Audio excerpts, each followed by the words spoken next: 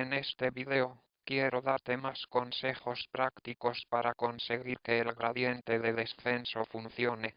Las ideas en este video se centran alrededor del índice de aprendizaje alfa.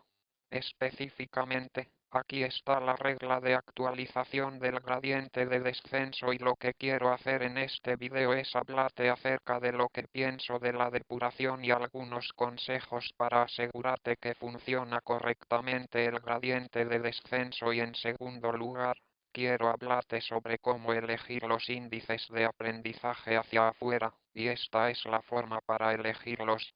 Aquí hay algo que hago a menudo para asegurarme de que el gradiente de descenso está funcionando correctamente.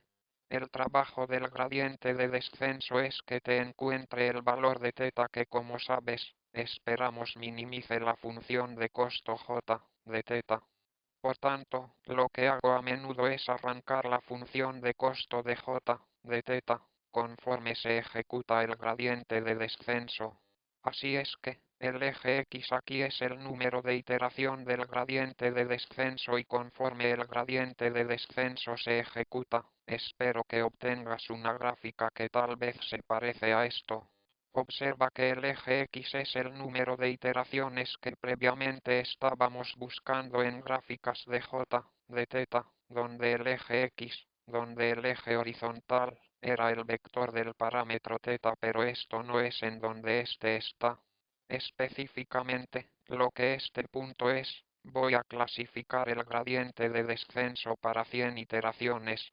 Y cualquiera que sea el valor que obtenga para θ, después de un centenar de iteraciones y obtener, como sabes, algún valor de θ, después de 100 iteraciones y voy a evaluar la función coseno j de θ, para el valor de θ, que obtengo después de 100 iteraciones y esta altura vertical es el valor de j de θ, para el valor de θ, que obtengo después de un centenar de iteraciones del gradiente de descenso y este punto de aquí, que corresponde al valor de j de θ, para θ, que obtengo después de haber ejecutado el gradiente de descenso para 200 iteraciones. Así que lo que esta gráfica está mostrando el valor de tu función de costo después de cada iteración del gradiente de descenso.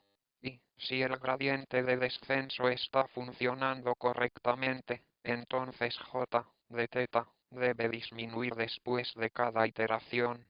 Y una cosa útil que este tipo de gráfica puede decirte también es que si te fijas en la figura específica que he dibujado, parece que para el momento en que has llegado a 300 iteraciones, entre 300 y 400 iteraciones, en este segmento, parece que j de θ disminuye mucho más. Así que para cuando alcances 400 iteraciones, parecerá que esta curva se ha aplanado hasta aquí. Y así, aquí en las 400 iteraciones, parece que el gradiente de descenso ha, más o menos convergido porque tu función de costo no bajará mucho más. Así que observar esta figura puede además ayudarte a juzgar si el gradiente de descenso converge o no. Por cierto, el número de iteraciones que el gradiente de descenso toma para converger en una aplicación física puede variar mucho. Así que tal vez, para una aplicación de gradiente de descenso puede converger después de solamente 30 iteraciones, y para una aplicación de gradiente de descenso diferente puede hacerlo a las 3,000 iteraciones. Para otro algoritmo de aprendizaje puede tardar 3 millones de iteraciones. Resulta ser muy difícil saber de antemano cuántas iteraciones necesita el gradiente descendente para converger, y se logra por lo general trazando este tipo de gráfica. Trazando la función de costo a medida que aumentamos el número de iteraciones. Por lo general al examinar estas gráficas intento saber si converge el gradiente de descenso. También es posible saber con la prueba automática de convergencia. Es decir, tener un algoritmo para intentar saber si el gradiente de descenso ha convergido y aquí está tal vez un ejemplo bastante típico de una prueba automática de convergencia, así.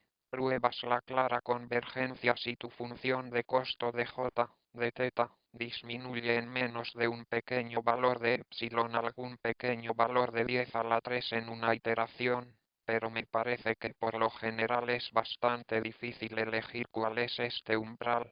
Así que, con el fin de comprobar que tu gradiente de descenso ha convergido, por lo general observo las gráficas como esta figura de la derecha en lugar de confiar en una prueba de convergencia automática.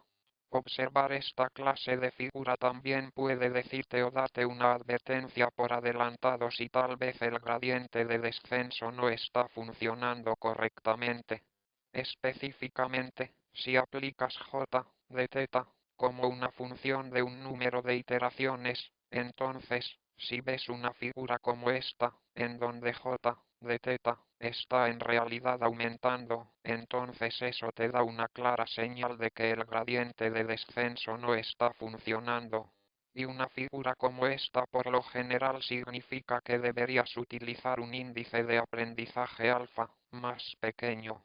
Si j de θ está en realidad aumentando, la causa más común para eso es que estás intentando minimizar la función que a lo mejor se parece a esta.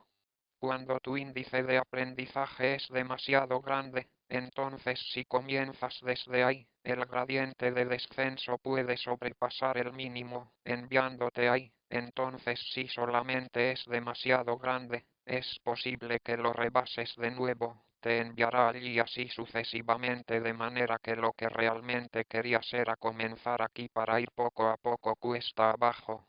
Pero si el índice de aprendizaje es demasiado grande, entonces el gradiente de descenso puede en cambio seguir sobrepasando el mínimo para que realmente termines cada vez peor en vez de obtener los valores más altos de la función de costo j de θ, y terminarás con una gráfica similar, y si ves una gráfica como esta por lo general se soluciona solamente usando un valor de alfa más pequeño.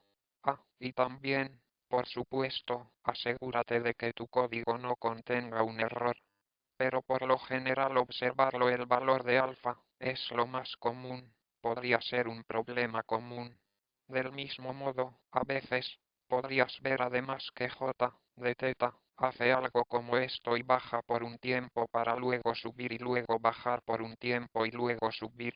Bajar por un tiempo, subir y así sucesivamente, y para solucionar algo como esto también usamos un valor más pequeño de alfa. No voy a comprobarlo aquí, pero es una suposición innegable sobre la función de costo j la cual prueba la regresión lineal.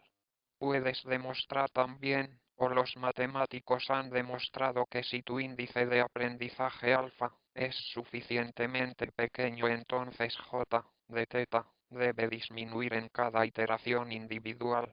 Así que, si esto no sucede, probablemente signifique que alfa es demasiado grande y entonces debes enviar un valor menor, pero por supuesto, tampoco quieres que tu índice de aprendizaje sea demasiado pequeño, porque si haces eso, si vas a hacer eso, entonces el gradiente de descenso puede converger lentamente. Y si alfa era demasiado pequeña, podrías terminar comenzando por aquí, digamos, y, como sabes, terminar dando solamente pequeños, minúsculos pasitos de bebé. Correcto. Y solo tomando una gran cantidad de iteraciones antes de que finalmente llegues al mínimo. Y así, si alfa es demasiado pequeña, el gradiente de descenso puede avanzar muy despacio y converger lentamente. En resumen, si el índice de aprendizaje es muy pequeño, puedes tener un problema de convergencia lenta, y si el índice de aprendizaje es demasiado grande, j de θ puede no disminuir en cada iteración e incluso puede no converger.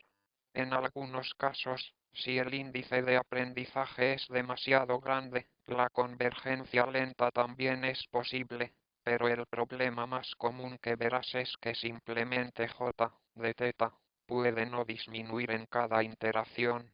Y con el fin de depurar todas estas cosas, a menudo trazar j de θ como una función del número de iteraciones puede ayudarte a averiguar lo que está pasando.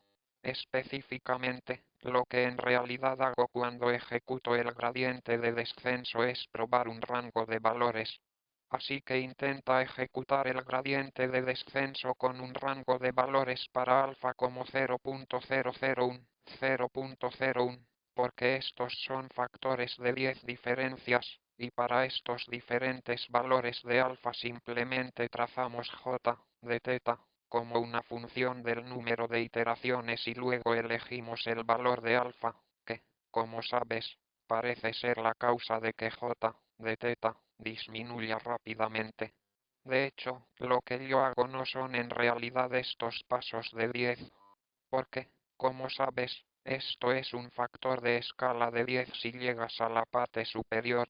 Lo que hago realmente es probar este rango de valores y así sucesivamente donde esto es, como sabes, 0.001 y luego aumentar el índice lineal a 3.4 para obtener 0.03 y después para establecer esto es otro punto de aumento 3 veces aproximadamente de 0.03 a 0.01 y por lo que esto está más o menos, ya sabes, probando los gradientes descendentes con cada valor, intento estar alrededor de 3 veces más grande que el valor previo. Así que lo que voy a hacer es probar un rango de valores hasta asegurarme que he encontrado un valor que es demasiado pequeño y asegurarme que encontré un valor que es demasiado grande, y entonces en cierto modo trato de elegir el mayor valor posible o simplemente algo ligeramente menor que el valor razonable mayor que encontré. Y cuando hago eso por lo general me da un buen índice de aprendizaje para mi problema. Y si haces esto también, creo que podrás ser capaz de elegir un buen índice de aprendizaje para tu implementación de gradiente de descenso.